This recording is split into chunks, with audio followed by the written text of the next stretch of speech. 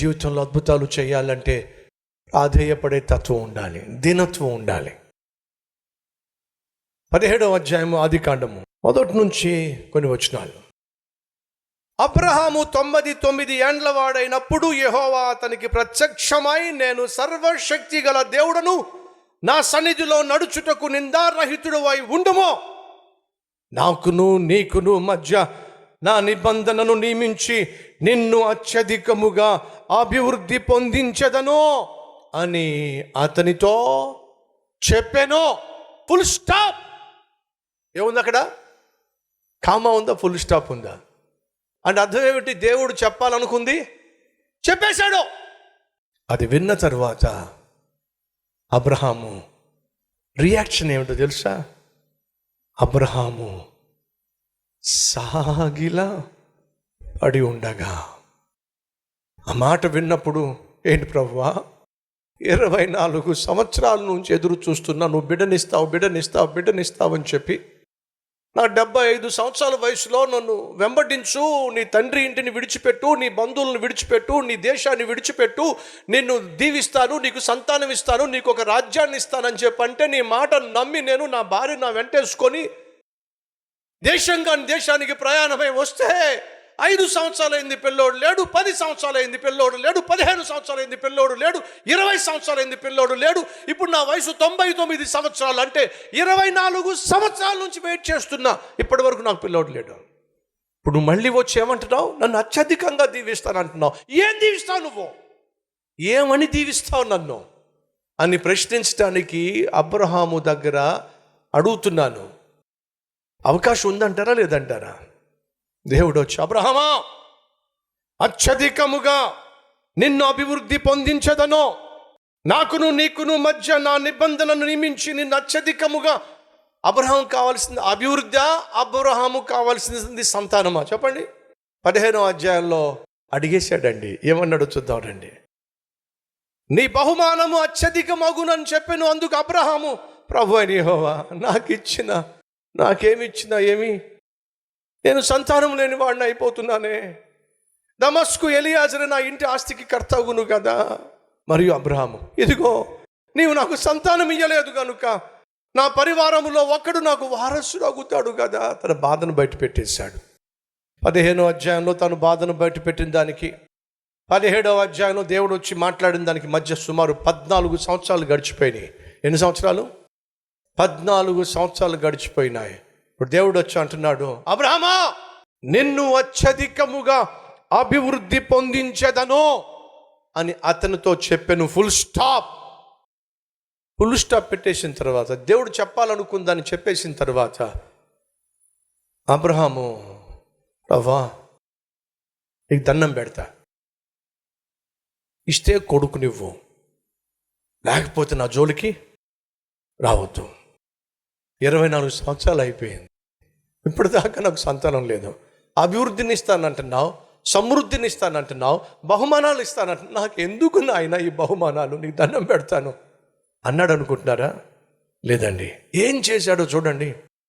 అబ్రహాము దేవుడు చెప్పిన మాట విని సాగిలా పడి ఉండగా సాష్టాంగ పడిపోయాడండి. ఆయన పాదాల మీద పడిపోయాడండి. అతను తెలుసా, ప్రభువా, నా స్థితి ఏమిటో నీకు తెలుసు, నా గుండెల్లో ఉన్న గాయం ఏమిటో నీకు తెలుసు, నా బాధ ఏమిటో నీకు తెలుసు, నేను ఏం చేయగలను అని సంపూర్ణంగా అబ్రహాము దేవుని ఎదుట సాగిల పడిపోయినప్పుడు, అప్పుడు దేవుడు మళ్ళీ మాట్లాడుతున్నాడండి. మొదట 1 వచనము 2 వచనాలు అంతే మాట్లాడాడు. ఫుల్ స్టాప్ పెట్టేశాడు. కానీ ఎప్పుడైతే అబ్రహాము తను తగ్గించుకొని ప్రాధేయపడుతూ సాగిలపడి ఆయన పాదాల మీద పడిపోయాడో, దేవుడు ఆ అబ్రహామును చూసి తట్టుకోలేకపోయాడండి. తట్టుకోలేక ఏం చేశాడో తెలుసా? చూద్దాం రండి.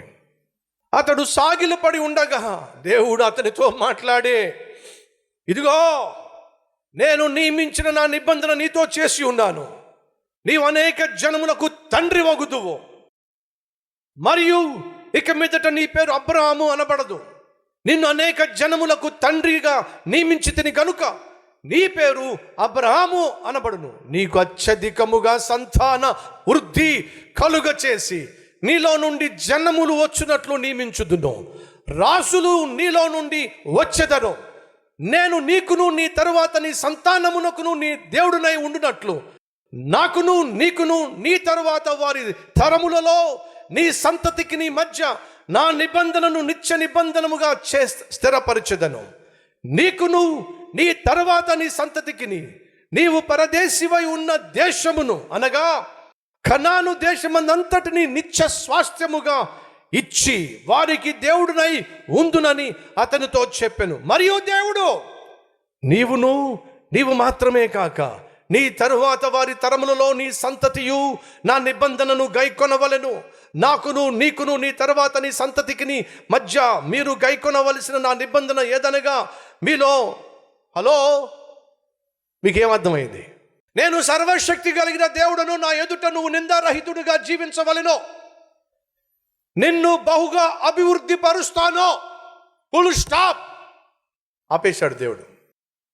ఎందుకు ఆపాడో తెలుసా? అబ్రహాం రియాక్షన్ ఎలా ఉంటుందో చూద్దాం. ఎవడకు కావాలి నీ అభివృద్ధి? అంతకుముందు వచ్చావు, 14 సంవత్సరాల క్రితం వచ్చావు, నీకు ఇచ్చే బహుమానం గొప్పదన్నావు, ఏమీ పట్టించుకోకుండా వదిలిపడేశావు. ఇప్పుడు నాకు 99 సంవత్సరాల వయసు వచ్చేసింది, ఇప్పుడు మళ్ళా ప్రత్యక్షమయ్యి అభివృద్ధి అంటున్నావు, ప్రాస్పరిటీ అంటున్నావు, సమృద్ధి అంటున్నావు. ఎవడకు కావాలి నీ సమృద్ధి? రియాక్షన్ ఏమిటో చూద్దాం. అబ్రహాం రియాక్షన్ ఏమిటో చూద్దాం.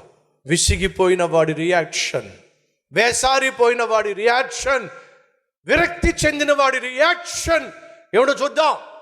ఈరోజు మన మధ్య కొంతమంది విసిగిపోయి ఉన్నారు, వేసారిపోయి ఉన్నారు, విరక్తి చెంది ఉన్నారు. మీ రియాక్షన్ ఏమిటో చూడాలని ఈరోజు నా దేవుడు దిగి వచ్చాడు. ఏం చేయబోతున్నావు? నీ రియాక్షన్ ఏం కాబోతుంది? నువ్వు కలిగి ఉన్న సమస్య పరిష్కరించబడేంత వరకు దేవుని మీద విరక్తి కానీ, విసుగు కానీ, వేసారిపోయినటువంటి వ్యక్తిత్వం కానీ నీలో కనిపించడానికి వీల్లేదో.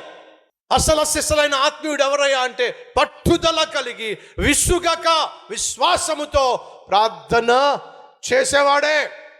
నువ్వు అలాంటి వాడిగా ఉండాలి. రెండో, ప్రాధేయపడేవాడివై ఉండాలి. అంతేగాని నువ్వేం దేవుడు, మాయదారు దేవుడివి. ఉపవాస ప్రార్థనకు వస్తున్నా, 40 రోజులు ఉపవాస ప్రార్థనలో పాల్పంచుకున్నా, ప్రతి ఆదివారం వస్తున్నా, సువార్తను దానం చేస్తున్నా, దశమ భాగాన్ని ఇస్తున్నా. ఏం చేశావు నువ్వు? దేవుడిని ప్రశ్నించడానికి కాదు, నేను దేవుని సన్నిధికి రావాల్సింది నా దేవుని సన్నిధిలో ప్రాధేయపడడానికి రావాలి.